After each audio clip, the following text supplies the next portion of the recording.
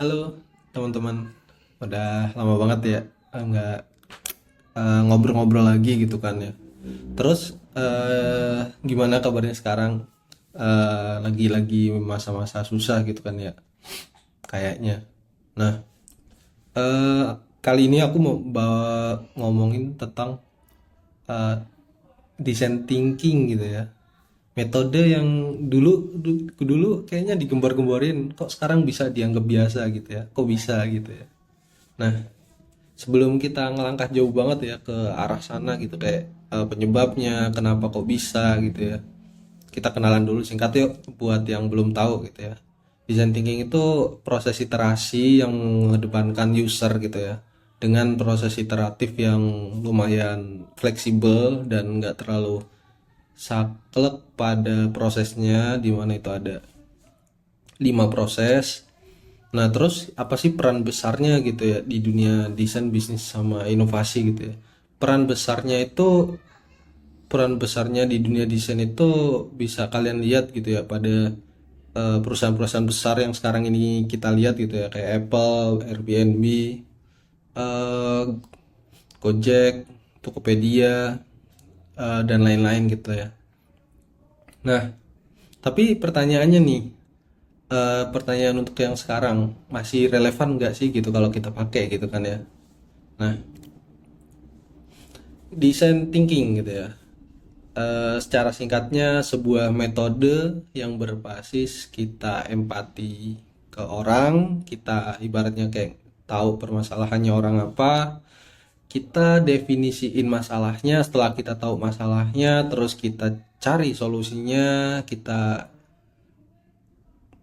brainstorming atau kita cari idenya, terus habis itu kita coba terapin idenya ke prototype atau ke gambaran kasar yang nantinya akan jadi solusi dalam bentuk apapun, nggak harus produk digital. Kadang design thinking ini bisa kita pakai untuk hal-hal yang berbentuk fisik juga gitu ya.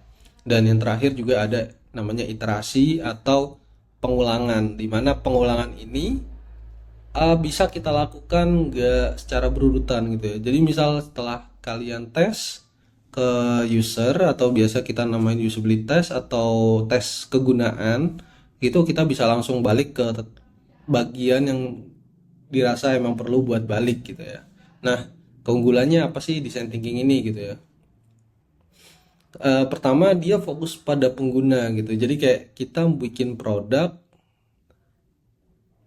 produknya nggak sia-sia karena emang ada target penggunanya gitu kan. Kita tahu siapa yang mau pakai produk kita dan kapan kita harus meluncurkan produk tersebut gitu ya.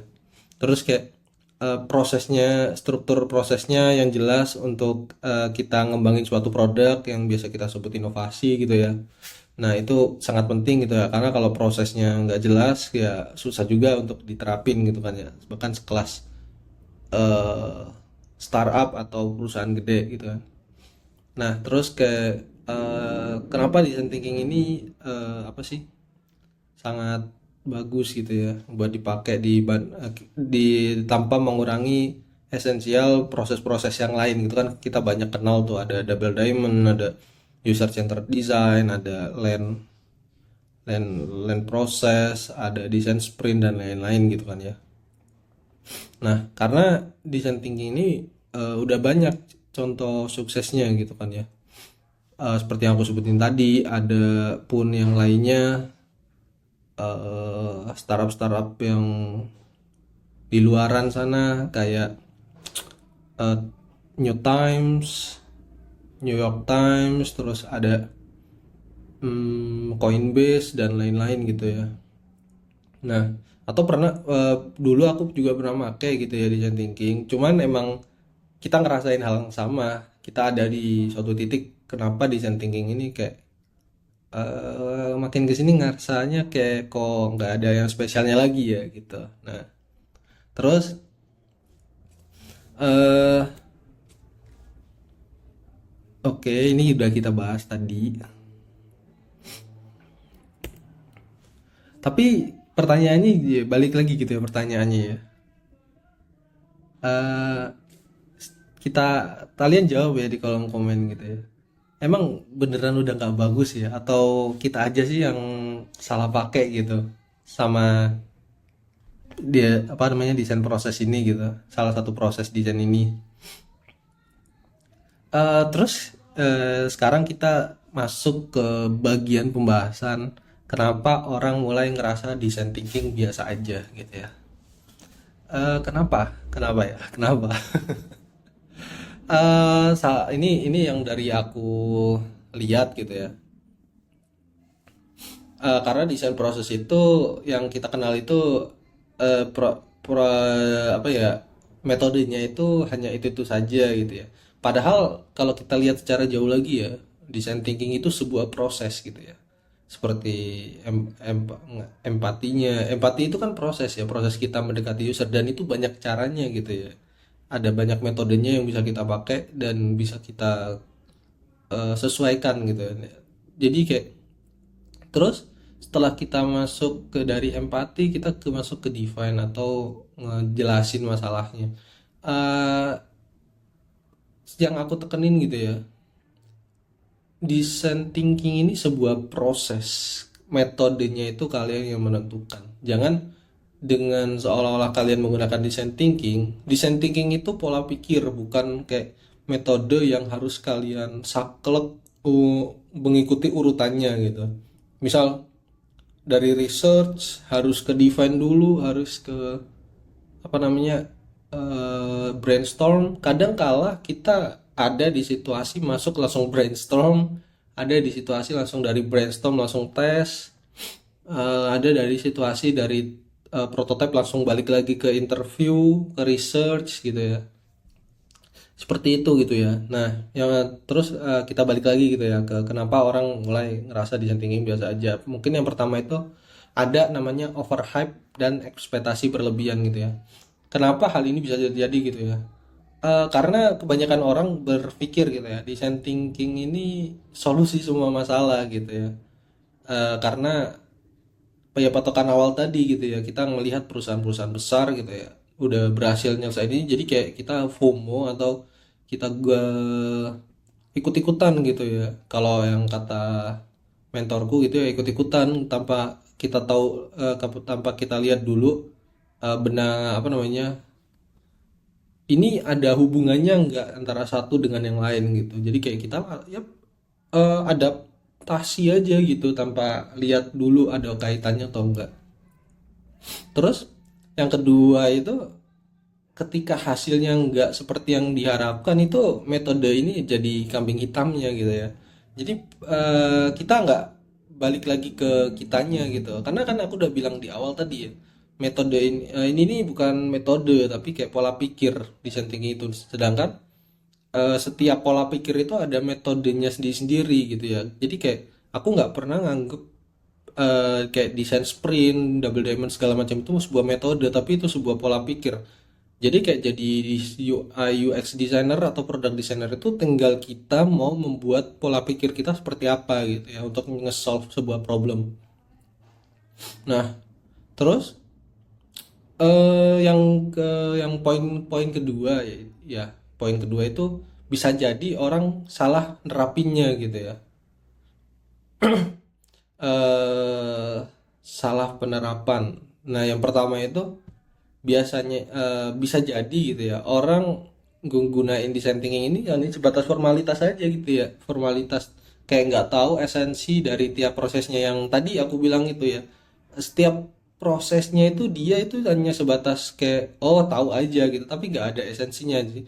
Kenapa kayak kita perlu empati ke pengguna gitu, kayak kayak hubungan satu sama lainnya itu kayak nggak dia pahami gitu ya esensinya gitu. Jadi kayak jadi ujung-ujungnya cuma ikutan template gitu ya kalau kita nggak tahu esensinya gitu. Terus yang kedua itu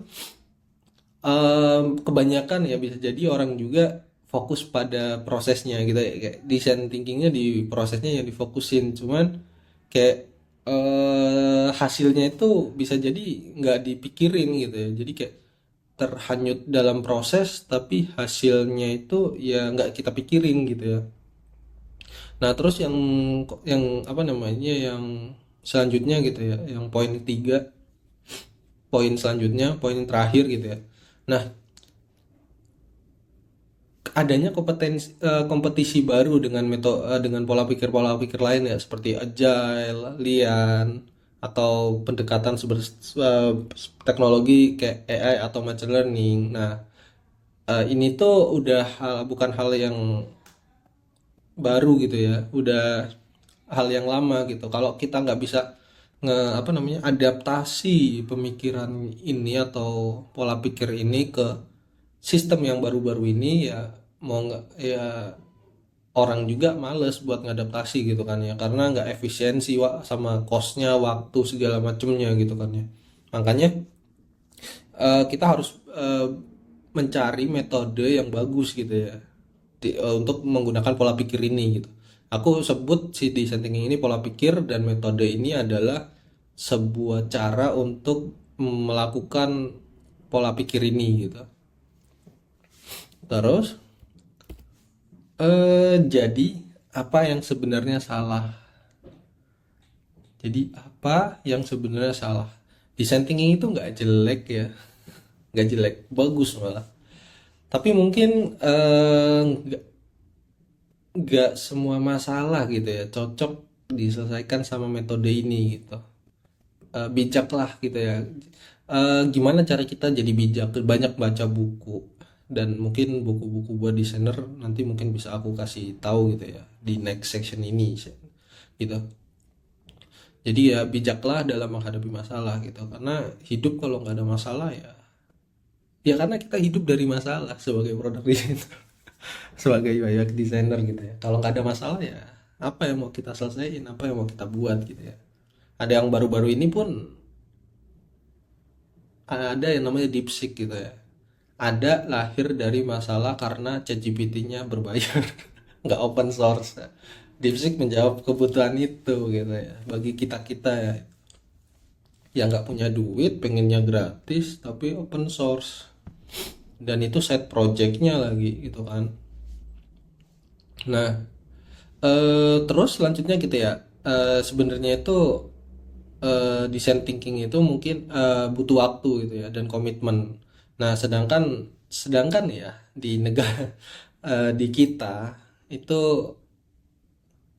banyak orang yang berpikir mungkin pengennya itu solusi instan gitu, kayak nggak pengen langsung bikin produk yang bikin yang jadi usernya nggak tahu siapa, ya yang penting jadi, yang penting jalan gitu, mau bagus jelek yang penting jadi produk digitalnya, jadi produknya gitu lah, produk fisiknya gitu, tanpa mikirin ya secara ininya sainsnya gitu ya. Contoh simpelnya, pas kita ke ini ya tempat ibadah gitu ya, kadang kan pintu keluar masuknya itu ada gagang semua sisi, padahal itu ada yang ditarik ada yang didorong. Secara logika kalau mau tarik aja kan ya udah yang salah satu sisi aja yang dikasih gagang gitu kan, sisanya nggak usah dikasih karena kan itu dorong gitu kan ya, tinggal kasih tulisan dorong gitu kan selesai gitu ya, lebih hemat biaya, efisiensi juga, kayak to the point gitu kan. Nah itu terus yang ketiga, mungkin ya mungkin banyak dari kita itu kurang beradaptasi gitu ya gunain proses pola pikir ini gitu ya terhadap perubahan zaman serta tantangan-tantangan yang baru gitu ya. Contoh kayak di sekarang ini udah banyak yang bakalan pindah atau mungkin udah apa namanya happening gitu ya, kayak game-game kayak VR, AR, machine learning, AI segala macam gitu ya. Mau nggak mau kita harus adaptasi pola pikir ini ke perkembangan itu gitu lah. Terutama di game yang banyak banget kenaikannya atau pertumbuhannya gitu ya, sektor-sektor game ini gitu. Terus ya pertanyaannya Apa design thinking masih relevan? Masih relevan nggak guys kira-kira? Kalau dari aku sendiri gitu ya, design thinking ini masih relevan kalau digunain dengan cara yang benar. Apa itu benernya? Nah, untuk masalah kompleks yang butuh pemahaman mendalam tentang pengguna. Kalau masalahnya kompleks, kalau masalahnya hanya sebatas satu solusi atau cuman solusi yang sederhana, kurasa pakai design thinking bukan jawaban pertama deh. Maksudnya bukan decision atau keputusan pertama deh buat dipakai gitu kan ya. Terus eh ketika kita butuh eksplorasi ide dan inovasi itu diperluin banget gitu ya. Kayak eh, kita pingin bikin sesuatu yang belum ada gitu, kayak yang apa ya, kayak rumah pintar atau smart smart home gitu ya. Kan itu kan dulu kan itu kan sebuah inovasi gitu ya, yang butuh pemikiran mendalam gitu kan. Kan kita butuh ide-ide baru, kita butuh sesuatu yang belum ada sebelumnya. Nah, itu design thinking ini sangat cocok banget dipakai gitu ya. Tapi kalau produknya udah ada, kita harus menyesuaikan. Jangan kita saklek untuk mengikuti prosesnya ketika produknya udah ada gitu. Nah, terus kapan nggak cocoknya kita pakai ini gitu. Nah, yang aku bilang tadi, masalah yang langsung straightforward gitu loh, kayak masalah yang kita itu udah tahu solusinya itu cuman simple gitu ya.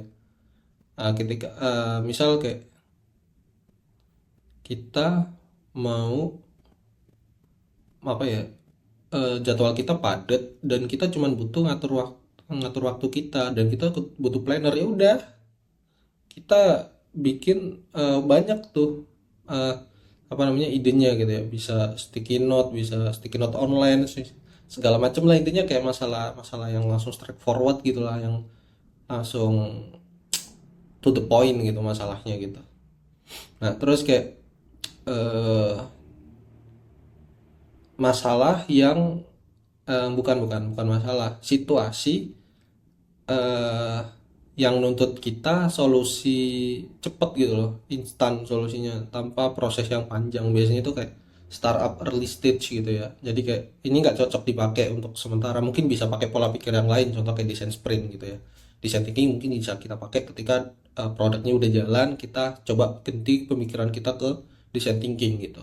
Mungkin di awal bisa pakai design sprint, nanti di tengah pakai design thinking, nanti di apa namanya ketika ada fitur-fitur baru yang develop, mungkin kita bisa sesuaiin prosesnya lagi jadi kayak fleksibel gitu, nggak ngurut gitu, pun boleh gitu, non linear gitu di nantinya gitu kalau udah jalan gitu. Nah, terus kalau udah penutup aja. Terus gimana sih cara ngegunain design thinkingnya gitu ya. Eh, Pertama itu gitu ya, yang tips dari aku gitu ya, cara ngegunain design thinking gitu ya. Coba deh gabungin sama metode-metode baru gitu yang belum pernah kita denger, contoh kayak psikologi atau kayak metrik bisnis, ataupun dengan hal-hal lain yang sekiranya kuping kita itu jarang denger gitu. Bisa kita coba deh main-main ke website-website ke luar luar negeri gitu ya, buat kita coba cari sebuah cara-cara baru yang bisa kita gabungin sama design thinking ini. Ya contohnya kayak Lean Startup tadi untuk ngevalidasi bisnisnya, terus kayak coba kita gabungin sama Agile untuk, kan Agile itu kan sebuah metode yang cepet banget gitu kan ya iterasinya gitu. Jadi kayak kita ada coba kita sesuaiin gitu ya sama Agile sama Lean Startup untuk metrik-metriknya gitu. Terus kayak cobalah gitu ya, sekarang kita coba fokus ke hasilnya gitu. Bukan cuman kayak ngikutin apa namanya ya, proses berpikirnya gitu. Proses berpikir itu penting tapi hasil juga penting, jadi kayak harus balance gitu loh. Kita mikirin hasil juga tapi prosesnya jangan sampai terlena sama proses, dan juga jangan sampai terlena pada hasilnya doang. Jadi ya harus balance lah gitu. Terus kayak coba deh gitu ya, sekali-kali kita terapin gitu di bidang-bidang baru gitu ya, contoh kayak pendidikan, kesehatan, kebijakan kebijakan publik dan lain-lain gitu ya. Ini penting, ini cocok banget ya, apalagi kebijakan publik gitu ya. Banyak inovasi atau ide baru yang harus kita buat gitu, karena mempermudah orang lain itu terkadang balasannya bisa dipermudah gitu ketika kita ada kesulitan juga gitu kan. Mempermudah urusan orang, kita insya Allah bakal dimudahin juga gitu kan. Terus penutup dari aku ya, design thinking itu belum habis, tapi harus digunain dengan bijak ya teman-teman mulai sekarang ya. Jangan kalian bikin study case apa-apa pakai design thinking ya. Coba deh kalian kurasi lagi, pilih pola pikir mana yang cocok untuk masalah yang kalian temuin, khususnya untuk di proyek nyata atau di sekedar pembelajaran gitu. Itu penting gitu ya. Terus eh, relevansi itu tergantung pada pemahaman dan adaptasi metode ya, bukan sekedar ikut tren aja. Jadi kayak coba pahami esensinya, jangan kebawa tren.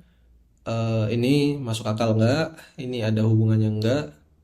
Terus kayak ya pahami lagi apa yang jadi kebutuhan si pengguna sama kebutuhan bisnis, penting gitu ya. Jadi pengguna coba, kalau kita nyenengin pengguna terus, bisnis kita bisa turun. Kita mikirin bisnis terus, pengguna kita kesel. Ya itu. Jadi kayak menurut kalian, apakah design thinking masih relevan? Kalau coba dong kasih pendapatnya di kolom komentar gitu ya. Atau ada metode lain gitu ya yang lebih menarik mungkin buat dibahas gitu ya. Mungkin itu aja kali ya yang bisa aku sampaikan di video kali ini. Kalau ada salah aku mohon maaf. Dan kalau kalian pengen tahu-tahu metode-metode apa aja yang baru-baru, nanti bakal aku share juga metodenya, dan itu cocok banget buat dipelajarin gitu ya. Terus eh dan kalian kalau ada pengalaman pakai design thinking dan dapetnya mau suka duka, enak gak enak ya, mungkin bisa di share juga buat pembelajaran teman-teman kita yang baru belajar gitu ya. Ya karena kita sharing ilmu, nggak akan hilang kok ilmu yang kita punya gitu, bahkan malah akan bertambah gitu. Oke, sampai sini mungkin yang bisa aku bahas. Udah lama banget aku mau ngebahas ini, cuman baru sempet, dan semoga teman-teman tak dapat esensi dari obrolan ini. Obrolan ini mungkin bisa teman-teman dengar ketika lagi nyantai aja gitu. Sekian, dan sampai jumpa di video selanjutnya. Jangan lupa subscribe sama komen ya, di share juga biar teman-teman yang lain makin tahu esensinya di thinking ini gitu. Dadah.